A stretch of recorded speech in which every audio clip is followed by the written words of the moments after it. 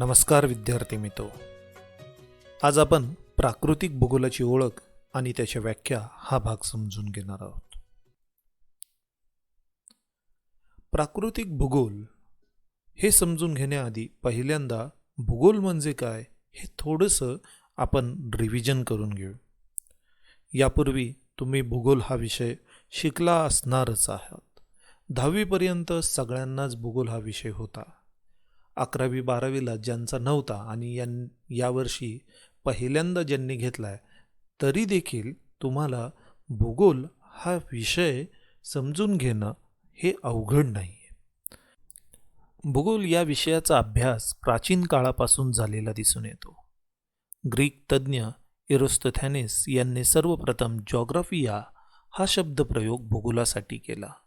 म्हणूनच त्यांना भूगोलाचे जनक असे म्हणतात. जॉग्राफिया हा शब्द जिओ आणि ग्राफी या दोन शब्दांपासून तयार झाला. जिओ म्हणजे पृथ्वी आणि ग्राफी म्हणजे वर्णन. म्हणजेच या दोन शब्दांचा मिळून जॉग्राफी हा शब्द बनला की ज्याला आपण मराठीमध्ये भूविज्ञान किंवा भूगोल असं म्हणतो. पृथ्वीचे वर्णन म्हणजे भूगोल अशी भूगोलाची व्याख्या सुरुवातीस होती. म्हणजे या व्याख्येवरून समजतं पृथ्वीविषयी वर्णन करणारी जी काही ज्ञानशाखा होती तिलाच भूगोल असं समजलं जात होतं.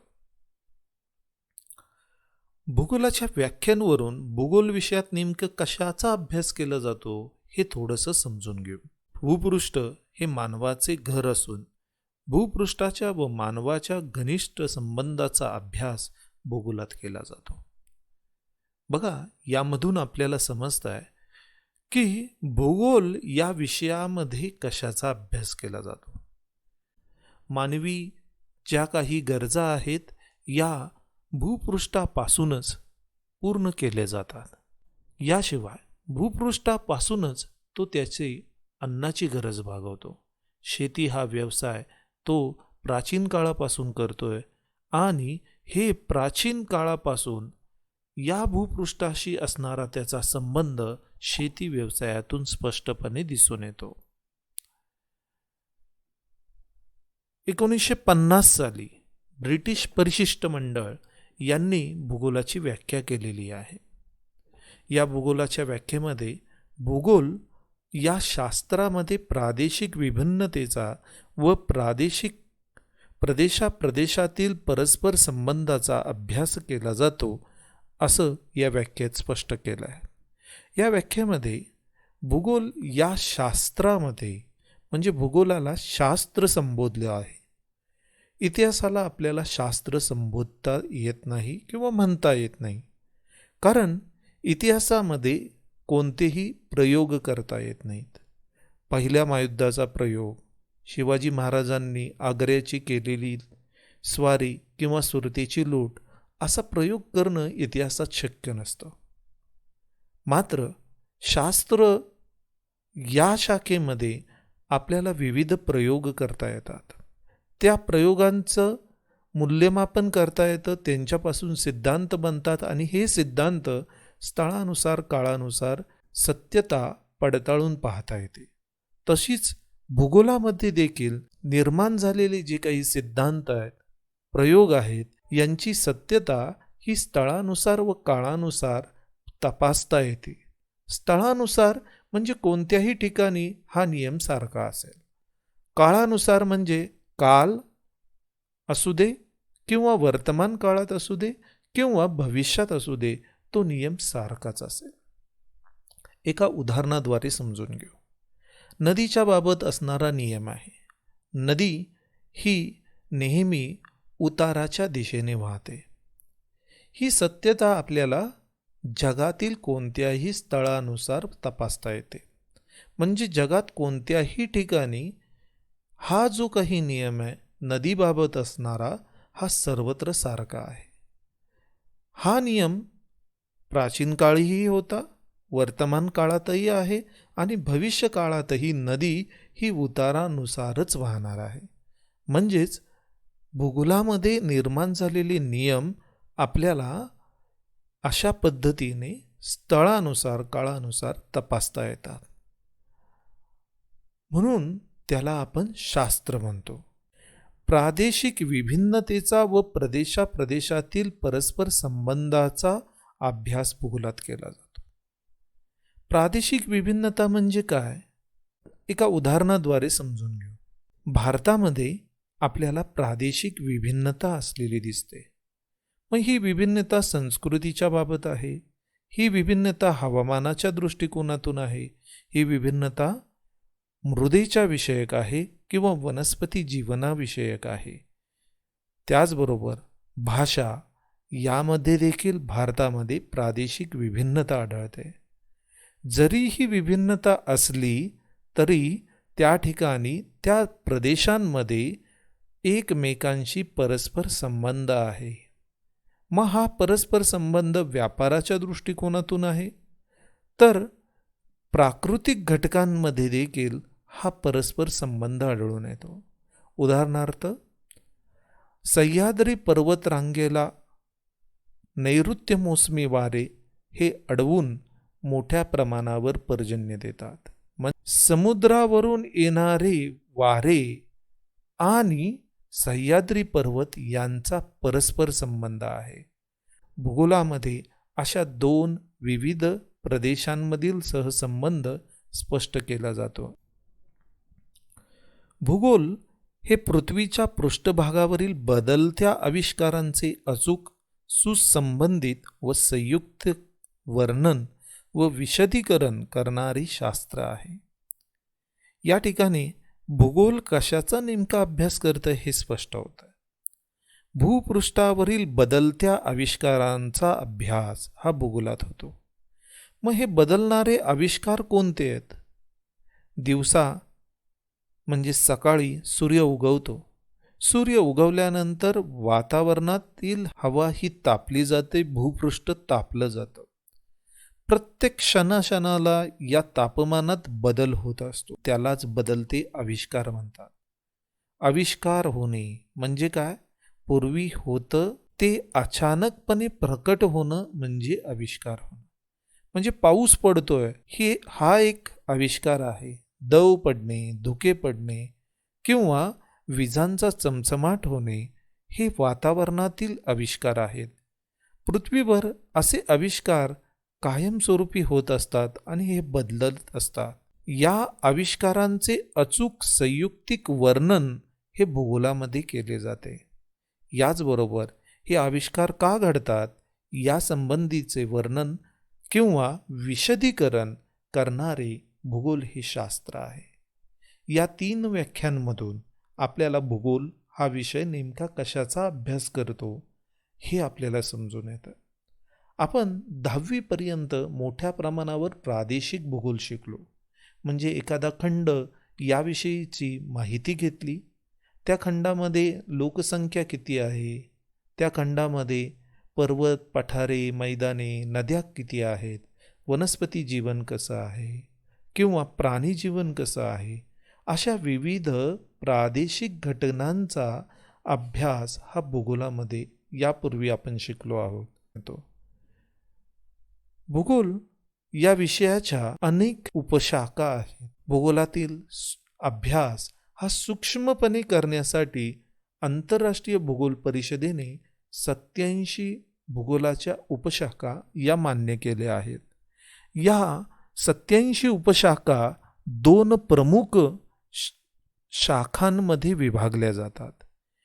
एक प्राकृतिक भूगोल आणि दुसरी मानवी भूगोल. प्रकृतीने निर्माण केलेल्या घटकांचा अभ्यास ज्या भूगोलाच्या शाखेत होतोय त्याला प्राकृतिक भूगोल म्हणतात. प्रकृतीने म्हणजे निसर्गाने. मग निसर्ग निर्मित घटक कोणते आहेत? उदाहरणार्थ भूपृष्ठ किंवा खडक असू देत, वातावरण आहे, वनस्पती जीवन किंवा भूपृष्ठ रचना, नद्या, महासागर, हे सर्व काही निसर्गाने निर्माण केलेलं आहे. यामध्ये निसर्गाकडून बदल जरी झाले तरी या नैसर्गिक घटकांचा अभ्यास जर का होत असेल तर अशा या भूगोलाच्या शाखेला प्राकृतिक भूगोल असं म्हणतात. तर मानवी भूगोलामध्ये प्रामुख्याने मानवाने निर्माण केलेल्या विविध घटकांचा हा अभ्यास केलेला दिसतो.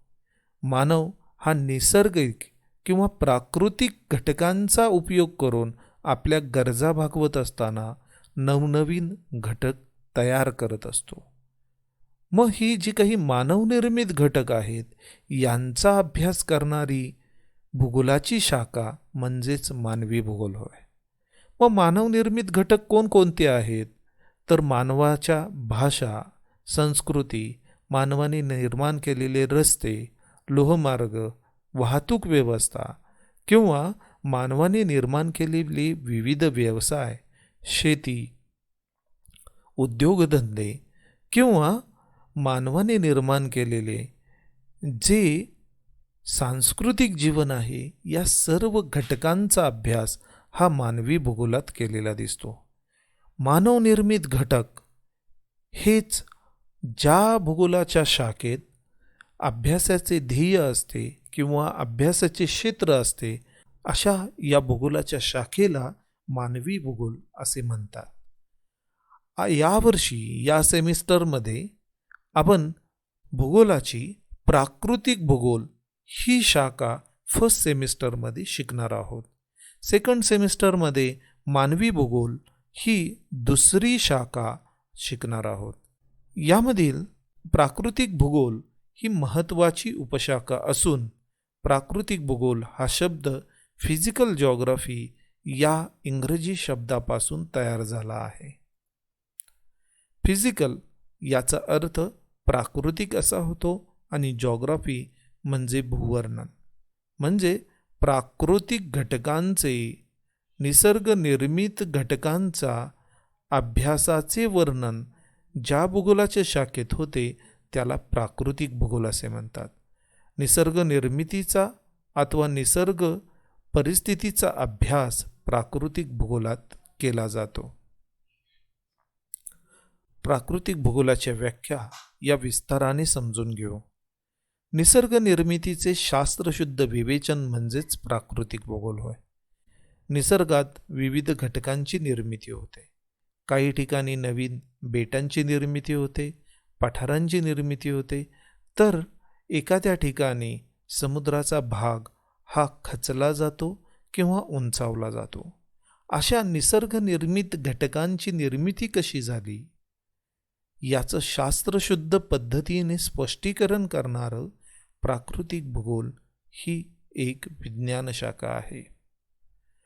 पृथ्वीवरील मृदावरण म्हणजे शिलावरण व वातावरण आणि जलावरण यामधील सर्व घटकांचा विश्लेषणात्मक अभ्यास प्राकृतिक भूगोलात केला जातो. चोहोबाजूने वेढलेले हवेचे आवरण म्हणजेच वातावरण होय. भूपृष्ठाचा सर्वात बाहेरील भाग म्हणजेच शिलावरण होय. या शिलावरणामध्ये विविधता आढळते. काही ठिकाणी पर्वत आहेत, काही ठिकाणी खोल दऱ्या आहेत, तर काही भाग हा पठारांचा आहे, तर काही भाग हा प्रामुख्याने मैदानांचा आहे. हे सर्वच भूभाग, या भूभागांवर मृदा आहे, तर काही ठिकाणी फक्त खडकच असलेले दिसून येतात. अशा या मृदावरणातील किंवा शिलावरणाचा विस्तृत अभ्यास हा प्राकृतिक भूगोलात केला जातो. मृदावरण या पृथ्वीवर 29% भाग हा जमिनीचा आहे, तर 71% भाग हा पाण्याने व्याप्त म्हणजेच महासागरांचा आहे.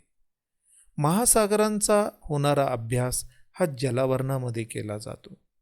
शिलावरण आणि जलावरण या दोघांना चोहोबाजूने वेढलेलं हवेचं आवरण म्हणजेच वातावरण होय.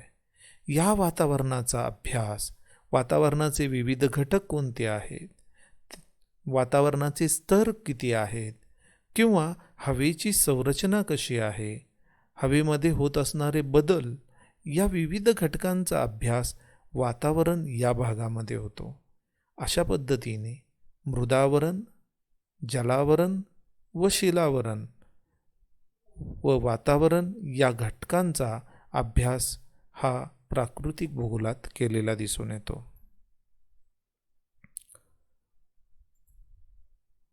वेबस्टर या डिक्शनरीमार्फत प्राकृतिक भूगोलाची व्याख्या ही केलेली दिसते. भूपृष्ठ रचनेचा व त्यावरील जमीन, पाणी व हवामानातील घटकांचा प्राकृतिक पर्यावरणाचा अभ्यास हा प्राकृतिक भूगोलात केला जातो. या व्याख्येमधून आपल्याला प्राकृतिक भूगोलाचं अभ्यास क्षेत्र समजतं. W.M. डेव्हिस या प्राकृतिक भूगोलाच्या तज्ज्ञाने प्राकृतिक भूगोलाची व्याख्या केलेली आहे. W.M. डेव्हिस या तज्ज्ञाने शरणचक्र हा सिद्धांत मांडला. या सिद्धांताने प्राकृतिक भूगोलाच्या अभ्यासाला वेगळीच दिशा दिली, वेगळा दृष्टिकोन दिला. यामुळेच या तज्ज्ञाची व्याख्या आपण समजून घेणार आहोत. पृथ्वी व मानव यांच्या संबंधातील घटकांचा व सभोवताली प्राकृतिक घटकांचा अभ्यास हा प्राकृतिक भूगोलात केला जातो. या व्याख्येमधून आपल्याला पृथ्वीवर मानव आणि भूपृष्ठ यांचा जवळचा संबंध आहे हे स्पष्ट होतं. मानवाच्या सभोवताली असणारा प्राकृतिक घटक यांचा अभ्यास हा प्रामुख्याने प्राकृतिक भूगोलात केलेला दिसून येतो.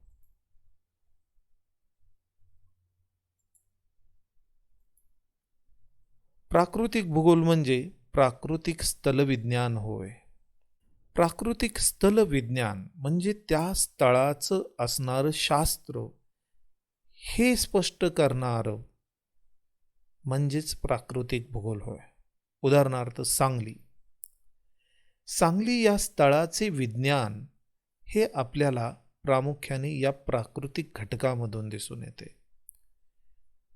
सांगली जिल्हा जर का आपण समजावून घेतला तर या जिल्ह्यामध्ये सर्वत्र सपाट जमीन नाही. काही ठिकाणी पाऊस हा चांगला आहे, तर काही ठिकाणी नद्या या बारमाही स्वरूपातून आहेत, तर वाळवा किंवा शिराळा यासारख्या भागामध्ये पाण्याचं प्रमाण हे चांगलं आहे. तर आटपाडी किंवा जत या भागामध्ये दुष्काळ सदृश्य परिस्थिती आहे. म्हणजेच या स्थळानुसार तेथील विज्ञान बदलते, तेथील सिद्धांत बदलतात.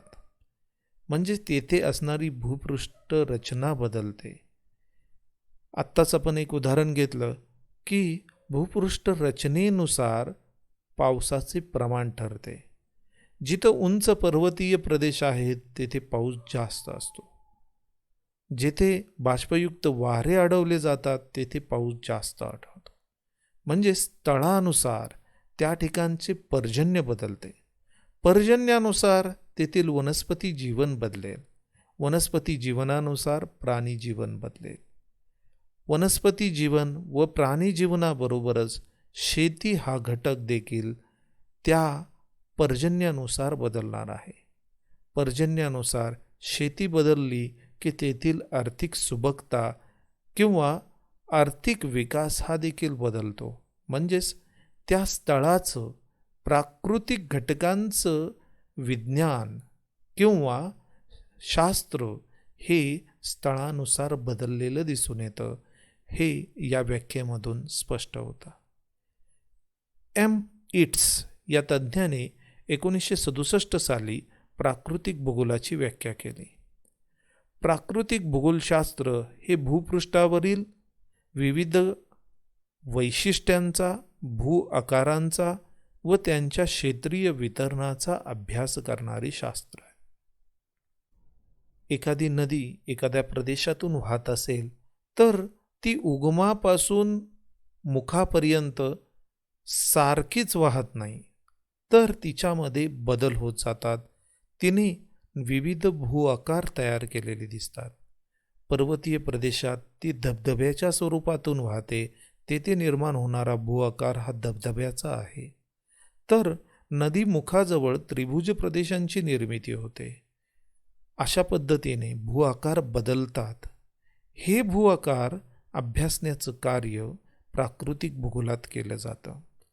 क्षेत्रीय वितरणाचा अभ्यास हा प्राकृतिक भूगोलात केला जातो.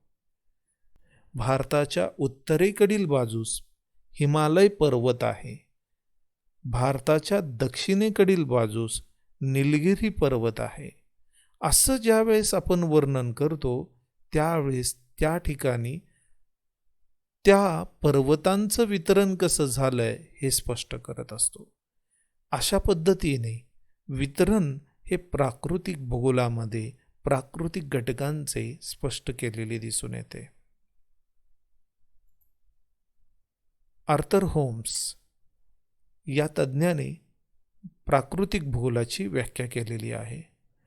प्राकृतिक पर्यावरणाचा अभ्यास हाच प्राकृतिक भूगोल असून भूरूपशास्त्र, सागरशास्त्र, वातावरणशास्त्र, हवामानशास्त्र यांचा समावेश होतो.